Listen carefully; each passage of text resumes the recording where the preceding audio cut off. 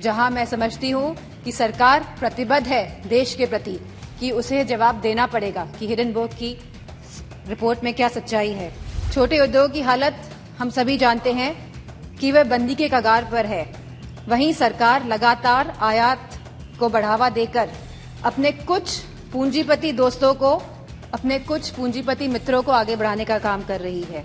आज जहां अग्निवीर जैसी योजना लेके आई है सरकार, तो उनका आत्मविश्वास तोड़ने का काम किया है सरकार ने। यह कैसा अमृतकाल है जहां युवाओं के पास नौकरियां नहीं हैं। समाजवादी पार्टी के नेता और मैनपुरी की सांसद डिंपल यादव ने राष्ट्रपति के अभिभाषण पर बोलते हुए सीधे मोदी सरकार को घेरा। उन्होंने गौतम अडानी का नाम लिए बिना हिंडनबर्ग रिपोर्ट पर सरकार से सवाल पूछा। साथ ही साथ डिंपल यादव ने अग्निवीर और किसानों के मुद्दे पर सरकार पर हमला बोला। महामहिम राष्ट्रपति जी के अभिभाषण में मुझे बोलने का अवसर मिला है। मैं आदरणीय सभापति जी का धन्यवाद देती हूं, जहां राष्ट्र की विविधता और अधिक उज्जवल होने की बात कही गई है, वहीं देश की एकता मजबूत और अटल होने की भी बात करी गई है। हम सभी सांसदगण इस बात को मानते हैं, इस बात से सहमत है। लेकिन लगभग एक दशक से जिस विश्वास के साथ देशवासियों ने 2 बार एक स्थिर सरकार चुनी है, जहां आत्मनिर्भर बनने की बात कही गई है, जहां भ्रष्टाचार मुक्त होने की बात कही गई है, जहां स्मार्ट सिटी की बात कही गई है, जहां कालाधन वापस लाने की बात कही गई है, वहीं आज हमारे समक्ष हिडनबर्ग की भी रिपोर्ट आई है, जहां मैं समझती हूं कि सरकार प्रतिबद्ध है देश के प्रति कि उसे जवाब देना पड़ेगा कि हिडनबर्ग की रिपोर्ट में क्या सच्चाई है। जहां हमारे किसानों ने 2014 में ये आस जागी थी हमारे किसानों की कि ये आप लोगों ने विश्वास दिलाया था कि उनकी आय 2022 तक दुगनी हो जाएगी। वह किसान आज भी ये आस लगाकर बैठा है कि उसे सब्सिडी में बढ़ोतरी मिलेगी, कि एमएसपी के सही रेट्स मिलेंगे, पैदावार के लिए मंडियां की व्यवस्था उनको दी जाएगी। एक समय ऐसा था जब किसान विश्वास के साथ आपकी तरफ देखता था। वही किसान आज निराशाजनक आंखों से आपकी तरफ देख रहा है। जहां युवा शक्ति की बात हुई, युवाओं में भी बहुत जोश उत्साह था 2014 में कि लगभग 2 करोड़ नौकरियां दी जाएंगी प्रति माह। लेकिन आज उस जोश और उत्साह का पतन होते जा रहा है। आज जहां अग्निवीर जैसी योजना लेके आई है सरकार, तो उनका आत्मविश्वास तोड़ने का काम किया है सरकार ने। यह कैसा अमृतकाल है जहां युवाओं के पास नौकरियां नहीं हैं, जहां किसानों के पास खुशहाली नहीं है और जहां महिलाएं अपने आप को सुरक्षित नहीं मान रही हैं। एनसीआरबी के आंकड़े अगर आप देखेंगे तो यह पाएंगे कि लगातार यौन उत्पीड़न और शोषण के मामले बढ़ रहे हैं और खास तौर पे उत्तर प्रदेश में लगातार ये मामलों में बढ़ोतरी हो रही है।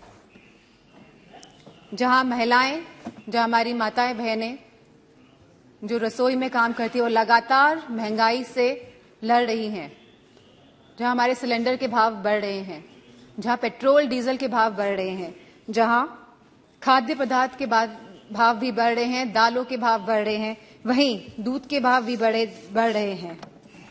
आयुष्मान भारत योजना के तहत के अंतर्गत कार्ड तो बने हैं, लेकिन स्वास्थ्य सेवाएं उपलब्ध नहीं हो पा रही है। और जैसा कि दानिश सर ने कहा कि डॉक्टर नहीं है अस्पतालों में, और यूपी में गोरखपुर और रायबरेली में जहां एम्स हैं, वहां पे भी सहूलियतें नहीं मिल पा रही हैं क्योंकि डॉक्टर की सुविधा नहीं है, डॉक्टर की कमी है। मेक इन इंडिया के अंतर्गत सरकार कई करोड़ों रुपए खर्च कर रही है जहां प्रचार में, वहीं उत्तर प्रदेश में एक भी बड़ा कारखाना नहीं लगा है। छोटे उद्योग की हालत हम सभी जानते हैं कि वह बंदी के कगार पर है। वहीं सरकार लगातार आयात को बढ़ावा देकर अपने कुछ पूंजीपति दोस्तों को, अपने कुछ पूंजीपति मित्रों को आगे बढ़ाने का काम कर रही है। जीएसटी के नाम पर जहां बड़े बड़े उद्योगपतियों पे ईडी, सीबीआई और पॉलिटिशियंस पे भी छापे मारे जा रहे हैं, वहीं जीएसटी के नाम पर छोटे व्यापारियों को भी तंग किया जा रहा है। वहां पे भी लगातार छापेमारी की जा रही है। इन्वेस्टमेंट और इनोवेशन के नाम पर जहां पे लगातार एमओयू साइन हुए जा रहे हैं, करोड़ों करोड़ रुपए के एमओयू साइन हो रहे हैं स्पीकर साहब, लेकिन एक भी इन्वेस्टमेंट धरातल पे नहीं उतर रहा है। जो सरकार यह दर्शा रही है कि हम स्वर्ण काल में जा रहे हैं, जो सरकार यह दर्शा रही है कि देश आगे बढ़ रहा है, तो मेरा मानना है जहां रोजगार नहीं है, और हम कभी गरीबी नहीं हटा सकते जब तक हम लोग रोजगार अपने युवाओं को नहीं दे पाएंगे। महाराष्ट्र महामहिम राष्ट्रपति जी ने कहा कि सबका विकास और सबका साथ की बात भी करी है, लेकिन उत्तर प्रदेश में नियुक्तियों में सबसे ज्यादा भेदभाव भाजपा की सरकार में हुआ है। यदि कुलपतियों और प्रोफेसरों की नियुक्ति को देखा जाएगा तो सभी वर्गों को सम्मान नहीं मिला है। जहां राष्ट्रपति जी ने अनुसूचित जाति, जनजाति, पिछड़ा वर्ग, अति पिछड़ा वर्ग की भी बात करी है, लेकिन जातिगत जनगणना की बात नहीं हुई है। अगर हमें सही मायनों में अनुसूचित जनजाति, अनुसूचित जाति, पिछड़ा वर्ग, अति पिछड़ा वर्ग लोगों को सम्मान देना है, उनको हक और सम्मान देना है, तो हमें जातिगत जनगणना पर भी बात करनी चाहिए। इसी के साथ जहां कहा गया था कि नमामि गंगे, जहां गंगा की सफाई की बात करी गई थी, गंगा में क्रूज चलाने की कभी बात नहीं करी गई थी। जहां गंगा की सफाई की बात करी गई थी, आज भी गंगा का पानी शुद्ध नहीं हो पाया है, क्योंकि जब काली नदी और यमुना का गंदा पानी गंगा में जाएगा, जब तक ये नदियां शुद्ध नहीं होंगी तब तक गंगा का पानी भी साफ नहीं हो सकता है।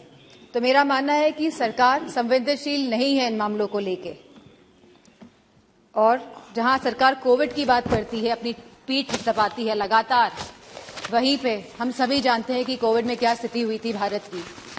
जहां सरकार ने एक तरफ कलकत्ता के चुनाव कराए थे, वहीं उत्तर प्रदेश में भी देखा गया था कि सरकार परिजनों को जलाने के लिए लकड़ी तक उपलब्ध नहीं करा पाई थी।